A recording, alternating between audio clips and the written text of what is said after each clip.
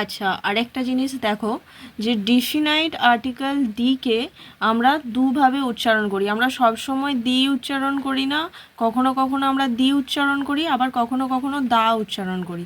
আচ্ছা, আমরা দি কখন উচ্চারণ করি? যখন দেখি যে কোনো ওয়ার্ড ভাওয়েল দিয়ে শুরু হচ্ছে, কোনো ওয়ার্ডের কি প্রথম অক্ষরটা ভাওয়েল দিয়ে শুরু হচ্ছে, তার আগে যদি টিএইচ ই থাকে তখন সেটাকে আমরা বলি দি। আচ্ছা, আমরা কি করে মনে রাখবো? আমরা সবসময় কোনো মুভি আরে শেষ হলে আমরা কি বলি? যে the end, the end, the end হয়েছে। আমরা কোনো দিন বলি না যে দ্য এন্ড হয়েছে। আচ্ছা, আর এখানে দাটা কিভাবে মনে রাখবো? দাটা দেখো, আমরা বলি তো দ্য বয়, তারপরে দ্য কাউ, দ্য ডগ।